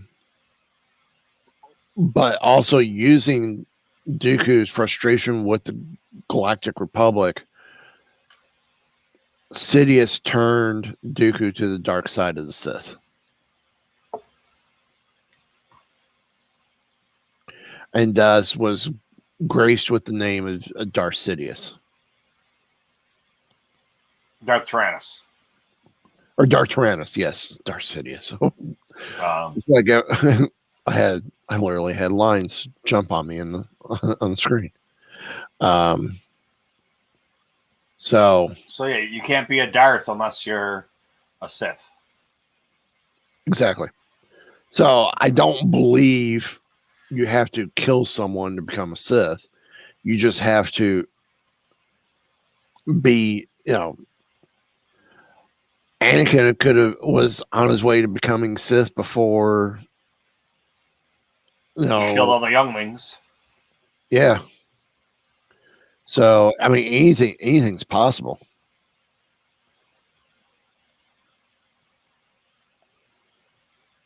So, yeah,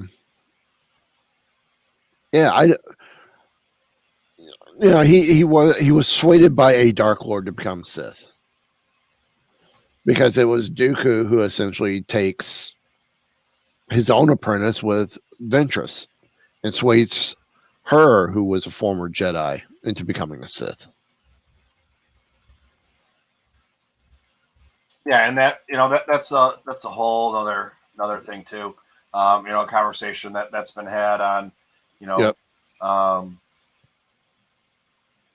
well, I know someone that had, they were saying that Palpatine got rid of Ventress because he was afraid of her. Well, it's not that he was afraid of her. There could only be two Sith.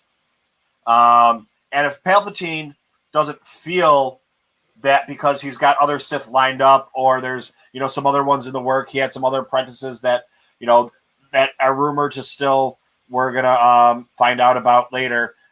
He didn't pick her, so she's no good. He doesn't care. She was, yeah. So it's, but yeah, I like Ventress. Again, Dooku Jedi Lost made me have a much greater appreciation for Ventress. Dooku and Ventress really became a thing for me with Dooku Jedi Lost. See, it really did it for me. I can't even think of it. What was the book that Ventress was in with? Oh my God, I'm losing all my mind right now. What, was it the Ahsoka book? No.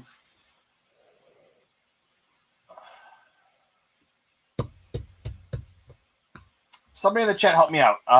It was the book where Ventress teams up with who is the Jedi? The drunk Jedi. Oh my God, I can't think of either the name or the book. Dark Disciple. Okay. Dark Disciple really did that for me. And then Ronnie J is saying again, the rule of two. But we're not sure the rule of two, how much Palpatine followed it. Was he already grooming? He was already grooming Anakin to be a Sith when he already had another apprentice. So, it depends on, if what would have happened if Dooku survived? Would there have been 3 Sith then? But then he'd be afraid that Dooku and Anakin were going to team up against him. So that's why he had to make sure. These are a lot of questions that are, we're already 2 hours into it, Ronnie, and we're going to have to wrap it up. I'd love to have Mike back another time, and just nerd out with him about stuff, and have great Star Wars conversations. But yeah, the rule of two, it's the rule of two. But the rule of two comes from the Plagueis novel, and the Plagueis novel is not canon. It's talked about but we don't really, it's just the rule of two. We don't really know what the parameters are. So, the closest we get to the rule of two is when it was brought up, the Sith are back. Now, we found the apprentice. They go, well, where there's an apprentice, there's a master. Yeah. So, okay, but still never anything to specify rule 2 technically in the movies. I don't think it's ever laid out there. Yeah, we know the rule of two. That means there's a master and apprentice, but Anakin's being groomed for years, or however long. Palpatine's trying to get him going to take the place of Dooku because he realized that Anakin's so much stronger than, and if Darth Vader wasn't half machine, what would have happened and how much stronger, would it have been? If he wouldn't have, lost Obi-Wan, like all these things, and that's where Dooku's trying to get Obi-Wan to join him so they can overthrow, that's the whole thing. Once you've gone to the dark side and you're trying to get power, you don't really give up until you have all the power. Well, you're never going to have all the power because this is the easy way I explain to people, the difference between the light side and the dark side. I recently had someone tell me that the dark side is stronger than the light side. That is completely not true. If you knew anything about Star Wars, they're equal, but they're always in flux. So, yeah, they're equal. But the path to the dark side, the pull is much stronger because I equate it to if you're trying to work out. The dark side's kind of like steroids. The light side is working out and doing things the proper way. You're going to get bigger and stronger faster with steroids, but it's going to be detrimental to you in the long run. Where I think, though, the light side is stronger because you have to stay focused and keep your emotions more in check because it's easier to fall to the dark side than it is to stay in the light side. Yeah. That's an interesting conversation to have and topic to discuss. I may have to, if it's all right with you, I may have to steal that for a topic on this week's Wookiee Radio. Definitely. Because it's and I was kind of thinking about that after listening to Claudia Gray's Into the Dark audiobook for High Republic. How, I don't want to spoil it because it is fairly new. Don't spoil it. I haven't finished it. I used to be one of those people that when the book came out, because East Coast, I'd get up at 3:00 in the morning and listen to it for about 2 hours. Because I do audiobooks, I don't read. I read with my ears. I do 2 hours and then I go to sleep for a couple hours. Then I get up and I'd have the book done in one day. I listen to it at work. I listen to whatever I was doing. I'm about halfway through it right now. So, okay, great book. It took me about 2.5 weeks to get through it. Listening about a half hour, listening almost an hour a day. Well, about 40 minutes a day, driving back and forth to work. So, yeah, I'm going to finish it. I'm going to finish it this week at work, so then I can listen to your question that you bring up. It's because of Into the Dark that I say what I say about the light side. Okay. All right. Well, you'll catch it in the book. I'm not going to tell you where. Okay. And then one last question. What about Savage Opress? He was just a Force user. He wasn't, the Night Sisters are Force users, but they're not Jedi or Sith. Right.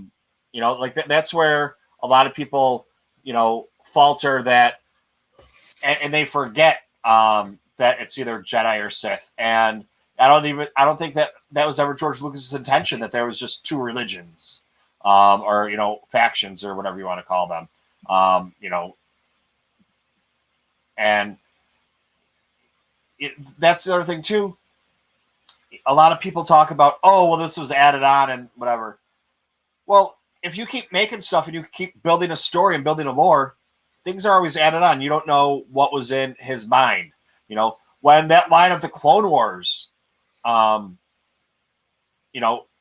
one line in the Clone Wars and, the original movie, who knows what George Lucas had in his mind for the Clone Wars? It could have been something completely different. It could have been that. It changed how many times. Star Wars itself, the first movie, A New Hope, changed how many times? From Luke being a girl to now a guy, and just so many things that he rewrote and did, because it's not like a lot of movie scripts that are done now that you write a script and you put it out and see what gets done and then people rewrite it. He rewrote it for years, and then and while he was doing it, rewriting it. So you don't have any idea what was really in his mind for. Did he have this whole fantasy scene or this whole thing with the Clone Wars was, or did he add on to it later on? This is a question that has come up before, but no one's really ever had an answer to. Right. Yeah. So I mean that's where, and that's the other thing too. People that talk about plot holes and filler episodes, and I don't think you can call anything a filler episode until the series is over, and then even with filler episodes, those couple of good gems you get out of it, mean so much. Like the people that, with the machete order, people that say, well, you don't need to watch one, get rid of it. Well, you never have Qui-Gon. No.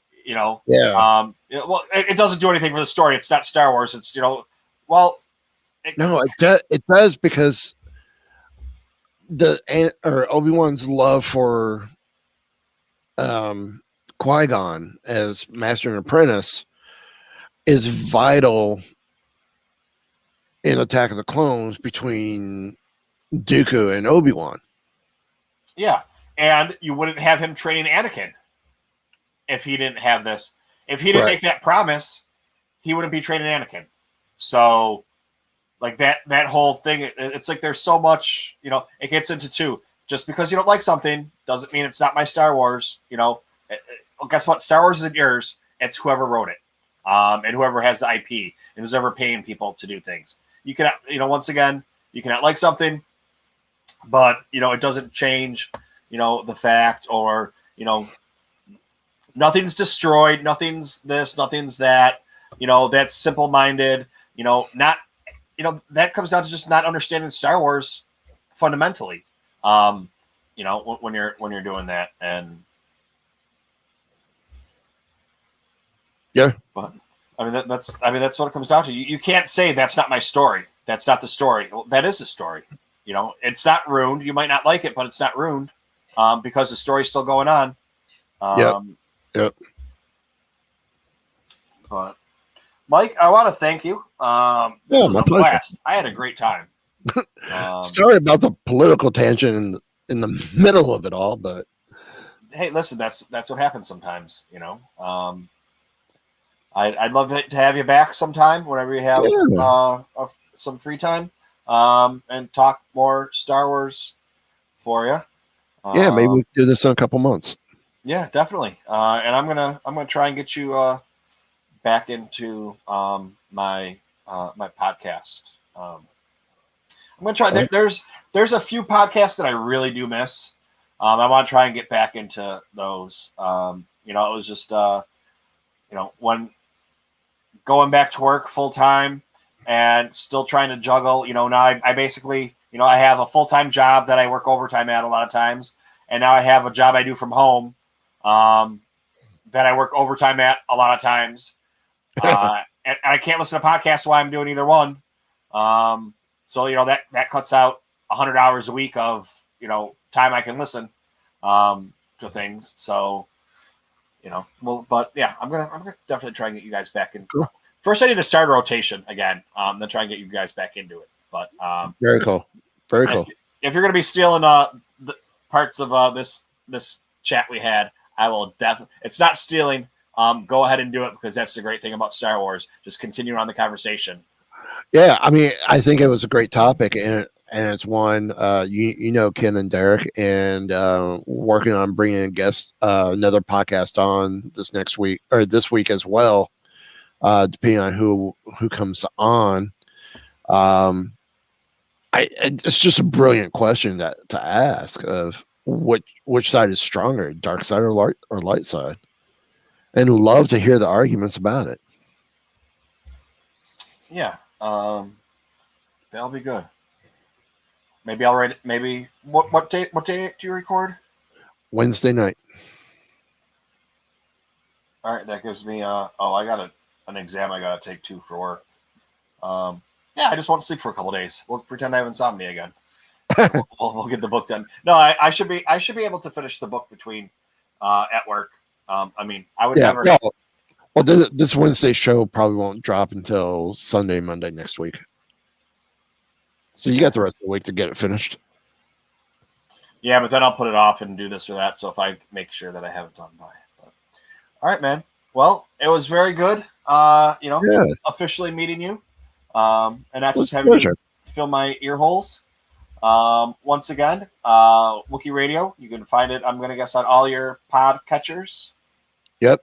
If we're not on the podcatcher of your choice, let us know, and we will do our best to get on there.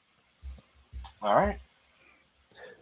So, and you can also follow us on social media at Wookiee Radio, all one word. Well, all right, Mike. Once again, thank you for coming by. I really appreciate it. It was a great conversation tonight. Thanks, man. Thanks for having me on. My pleasure. Have a good night, man. You too. All right, everyone. So yeah, now is when we usually do the what's in the box segment that I think most of us know about and love. But if you were here at the beginning, you heard me say that all the stuff I get usually comes from Entertainment Earth or GameStop or whatever it is. And I had an issue with getting a new bank card and not switching my information over. And I spent the last 2 months not really getting anything coming in. And I realized, wait a second, why isn't this here? Why isn't that here? And I went and I looked, and it's like all these orders were canceled. So now I got to go through and redo them. But it's going to be a long process too, because I got to figure out what I already have pre-ordered and, fuck it. I'm just going to go ahead and just order everything again. And if I get doubles, I get doubles. That's the way collecting. But I want to thank everybody for stopping by. Remember, we do have a Patreon. You go to patreon.com /TooMedToo, and there's a bunch of different tiers on there. You can join some great friends that we have on there. With that, I say good day. May the force be with you. Always.